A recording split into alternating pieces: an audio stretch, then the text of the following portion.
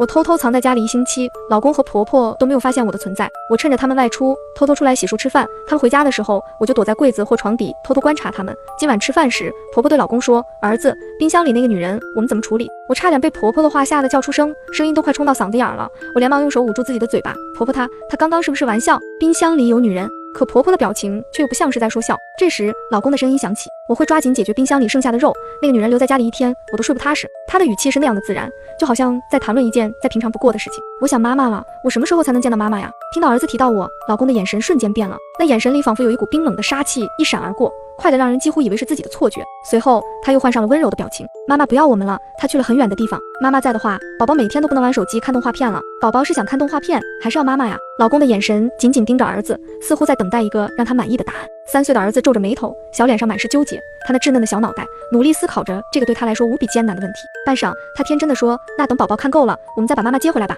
婆婆和老公被儿子的话逗得哈哈大笑，老公满眼宠溺：“好，我的宝贝儿子，都听你的。”眼前这看似温馨的场景，却让我如坠冰窖，后脊发凉。我看着他们的笑容，他们的一举一动，心中涌起一股深深的恐惧。我觉得他们娘俩绝对不像是在开玩笑。我父母去世早，只有一个妹妹相依为命。上个星期，我和方维兴深夜吵了一架，我夺门而出，他也没有找我。他以为我离开这个家就无处可去，所以每次都是有恃无恐。我不能被他们拿捏，这次我要让他们求着我回去。夜里，我像往常一样从床底那狭小又阴暗的空间里钻了出来。我的动作很轻，生怕被他们发现。我蹑手蹑脚地朝着厨房走去，每一步都走得小心翼翼。地板在我的脚下微微作响，我紧张的心跳都快了几分，生怕这细微的动静惊醒屋里的人。此刻的我只有一个念头，就是看看冰箱里的肉。我轻轻地走到冰箱前，然后缓缓地打开了冷冻室。一股冷气扑面而来，让我不禁打了个寒战。我瞪大了眼睛，看向冷冻室里面，果然，以往总是空空如也的冷冻室，此刻却被一个个黑色的塑料袋填满了。那些塑料袋鼓鼓囊囊的，虽然此刻在低温的冷冻室，但是还是闻到了一股强烈的血腥味。我的手不受控制地颤抖着，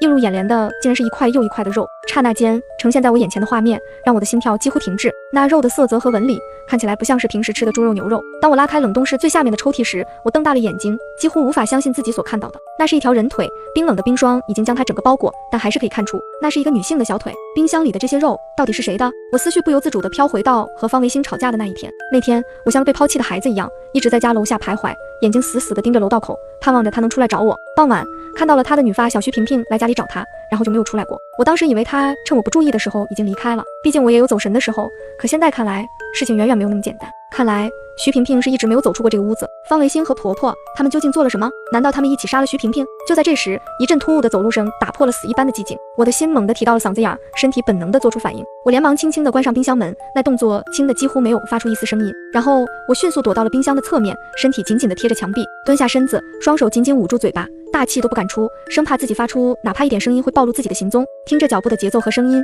是方维兴，一定是他。他走到了冰箱旁边的饮水机前，那接水的声音在这寂静的环境中显得格外清晰。咚咚，他大口大口地喝着水。此时我和他仅仅只有一个冰箱之隔，我甚至都能听到他吞咽的声音。紧接着，方维兴又打开了冰箱，我听到他打开冷冻室的声音，但是并没有翻找什么。时间好像静止在了这一刻，他是不是发现我了？就在我紧张到快要崩溃的时候，方维兴笑了一声，随即他满意地发出了一声感叹的声音，那声音里充满了一种扭曲的满足感，就好像一个疯狂的艺术家在欣赏自己最得意的作品时那种病态的满足。过了一会儿，他关上了冰箱门，那砰的一声在我耳边炸开，让我的心猛地一颤。然后他转身朝着卧室走去，那脚步声渐渐远去，最后卧室的门被关上了。我紧绷的神经这才稍微放松了一些，还好他没有发现我的存在。可是，一想到他那可怕的秘密，我不禁毛骨悚然。如果他知道我发现了这一切，他会不会也像对待徐萍萍一样把我杀掉，然后把我变成冰箱里的一块肉呢？不知过了多久，方维兴那边终于没了动静，应该是睡着了吧。可此时的我却丝毫没有放松下来，心依旧紧紧地揪着。现在我甚至连回到床下这个原本最熟悉的地方都不敢。就在前几天，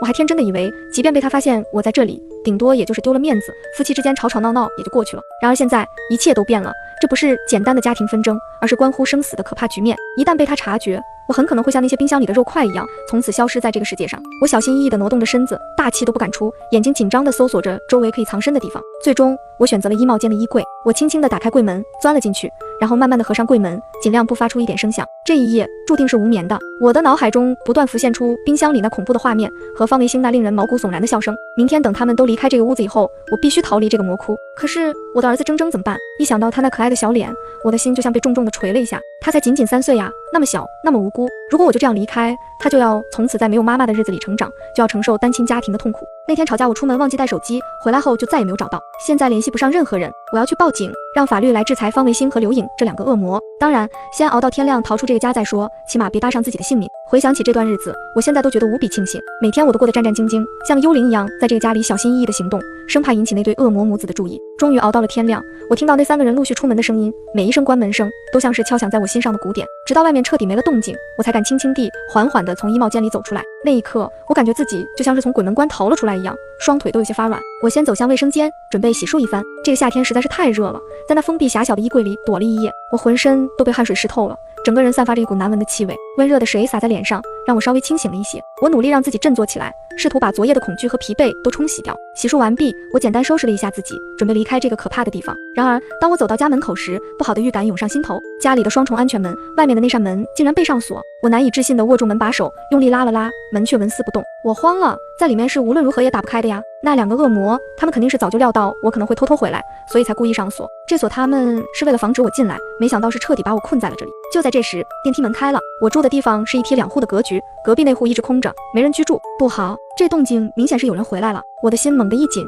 连忙以最快的速度关上门，然后毫不犹豫地钻到了床下。我趴在床下，身体紧紧贴着地面，大气都不敢出，耳朵却像雷达一样竖了起来，努力捕捉着外面传来的每一丝声音。很快，有脚步声传来，听起来是2个人的。那脚步声由远及近，每一步都像是踩在我的心上，让我愈发紧张。这时，一个女人娇嗔的声音打破了寂静：“你竟然敢把我带回家，不怕嫂子发现吗？”紧接着是方维兴的声音：“萍萍，不要在这个时候提他，太扫兴了。”什么？萍萍？我的脑袋瞬间嗡的一声，各种疑惑涌上心头。此刻，我完全顾不上方维兴趁我不在家把别的女人带回来这件事了，我满心都是惊恐和疑惑。如果这个女人是徐萍萍，那冰箱里的人又是谁呢？叮咚，叮咚，门铃声响起，打破了这不堪的旖旎。你不是说不会回来人吗？徐萍萍的声音里满是惊恐与埋怨。是啊，我都交代我妈晚点回来了，她明知道我带你回来，怎么还来搅我们的好事？真晦气，气死老子！听到这话，我心头大震，婆婆竟然知晓丈夫的这等龌龊丑事，我恨不得立刻从床底冲出去，将这对不知廉耻的男女狠狠教训一顿。可一想到如今孤立无援的自己，方维兴已然杀了一个人，我害怕他会对我痛下杀手。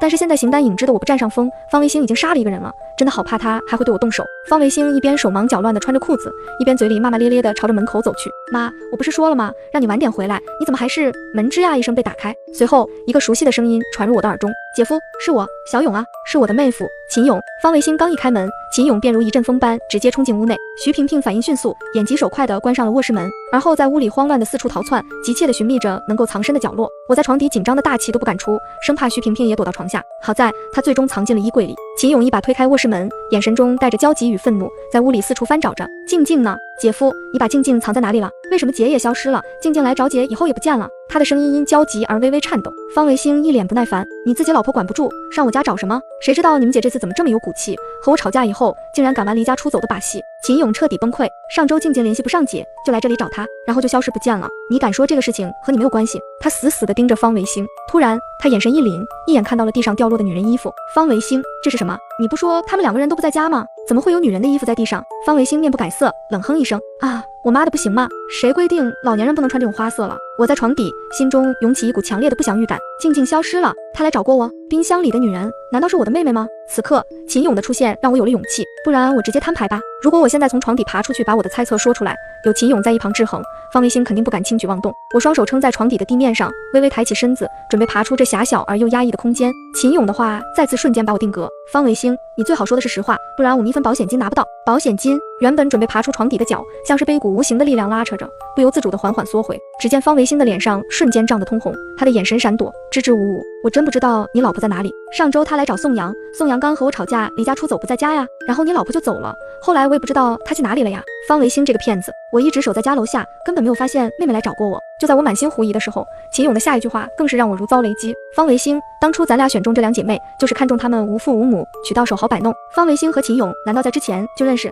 秦勇见方维兴不说话，又接着说道：“我们布局1年了，马上就要实施行动了，现在2个女人都不见了，我们拿什么去弄保险金？人要死了也行，我们能得到100万的身故保险金。现在人压根不见踪影，连洗衣服做饭的保姆都没有了。”我感觉自己的身体像是坠入了冰窖，寒冷刺骨。原来我和妹妹在他们眼中不过是获取保险金的工具，他们的阴谋竟然如此歹毒，而我们却一直被蒙在鼓里。此刻我深知自己面临的危险远比想象中更加严重，不能轻举妄动。秦勇走后，方维兴心疼地抱着徐萍萍，不断哄着。此刻我心如死灰，我满心忧虑的唯有我那唯一的亲人妹妹，她究竟身在何处？是否遭遇了不测？刚送走徐萍萍，婆婆就带着儿子回来了。这一整天，我被困在这狭小逼仄的床底，身体根本无法自由舒展，双腿因长时间的蜷缩，逐渐失去了知觉。在之前，他们在家玩手机或者小憩的时候，我也曾小心翼翼地偷偷跑出来上厕所或者活动下身体。如今，在知晓了方维星不为人知的一面后，哪怕是轻微的动静都不敢发出，生怕引起他的警觉，招来杀身之祸。终于等到夜深人静，大家熟睡后，我才可以逃出这个床底。我开始一点一点地向前匍匐爬行，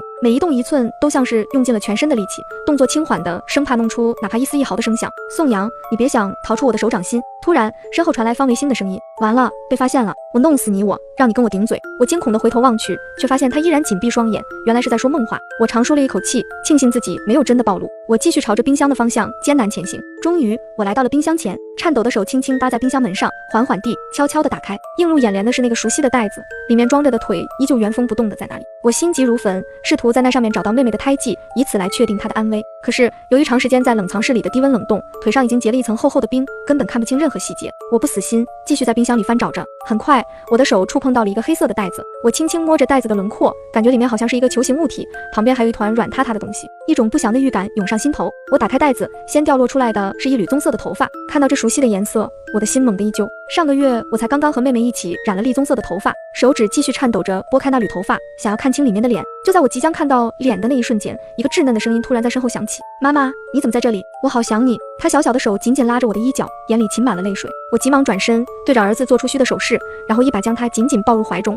这段时间，尽管每天都能看到他，但是还是止不住对他的想念。抱在怀里的这一刻，才觉得踏实。妈妈，你最近去哪了？我好久没看到你了。爸爸说你不要我们了，再也不会回来了。我才不信呢，我的妈妈怎么会不要我呢？我心疼地看着儿子，流下了泪水，心疼地抚摸着儿子的头。妈妈不会不要宝宝的，妈妈在和爸爸玩捉迷藏的游戏，宝宝你千万不要告诉任何人在家里看到过妈妈，好吗？儿子那清澈的眼睛里写满了懵懂，他似懂非懂地看着我。只要妈妈不被发现，妈妈就赢了这场捉迷藏游戏。到时候妈妈带你去迪士尼好不好？宝宝不要说看见过妈妈知道了。儿子眨眨眼睛，然后用力地点点头。放心吧，妈妈，我不会说的。他伸出小手，那认真的模样可爱极了。我们拉勾勾，妈妈赢了一定要带我去哦。就在这时，婆婆的声音从远处传来：小宝，你去哪里了？我慌乱地环顾四周，最后躲到了上次藏身的冰箱旁边，蹲下身子，身体紧紧地贴着冰箱，大气都不敢出，朝儿子做出了虚的手势：奶奶，我想尿尿。随后我听到婆婆的脚步声渐渐靠近，接着是婆婆拎着儿子走向卫生间的声音。儿子回头朝我笑了笑，偷偷地做了个比耶的手势。我很欣慰，这么小的孩子就能和我打配合。